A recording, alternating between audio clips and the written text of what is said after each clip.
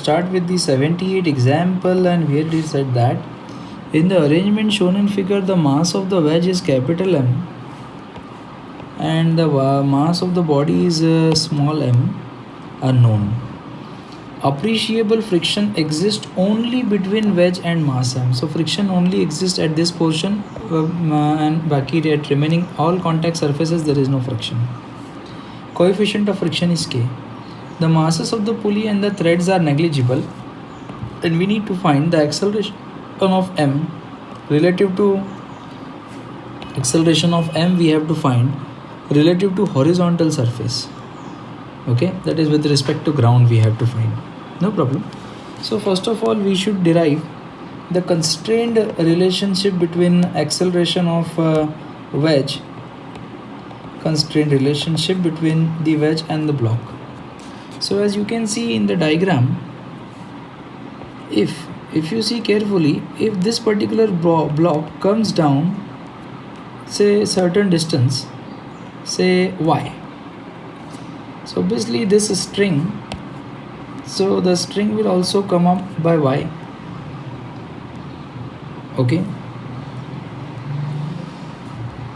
this will also come down by y, this will also come down by y, and this portion will also get slide by a distance y.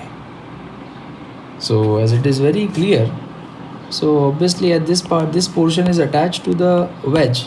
So if this comes down by y, the string goes up by y, this also goes up by y, so obviously this will move by y, so the wedge will also move by y. It means the magnitude of the vertical displacement, the magnitude of vertical displacement of the block m is equal to the magnitude of the horizontal displacement of the wedge. So let us say, so therefore I can say the acceleration of block with respect to wedge in downward direction is equal to, in this their magnitudes are same, and let us say that be a. Now let's draw the FBD. So if I draw the FBD of block of mass m, so it is coming down, the weight mg in downward direction, tension is acting in the upward direction, there exists action and reaction between the wedge and the mass, so the reaction is acting in this direction. Okay, and the frictional force will be acting in the upward direction because mass is sliding down, so friction will be upward direction, which is k into n, and it is coming down with acceleration a first in this direction. So I can say mg minus kn plus t is equal to mass into acceleration. This is equation 1. Secondly, as you can see with respect to ground, from the ground, as wedge is going with acceleration a, so mass m is also having horizontal acceleration a in this direction along with this vertical. So therefore I can say the only horizontal force acting on this is the normal reaction. So normal reaction force will be equal to m into a. That is our equation 2. Now let's draw the FBD of the wedge. So if I draw the FBD of the wedge whose mass is capital M, so all vertical forces are balancing each other. So on the wedge, the net force in y direction is 0, and according to the constraint of the wedge is not going up and down anywhere because of the support, and the mass of the wedge is quite high, so it will not move here. So the wedge will only move in this direction with acceleration a only, magnitude. Now if you see the action force, the action and reaction is here.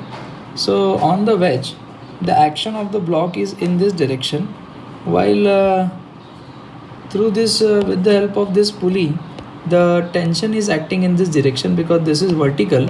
So here this is T, so this will also be T.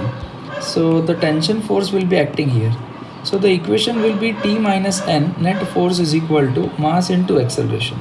Equation number 3. Now we have got 3 equations. On solving these 3 equations, we can easily get the answer.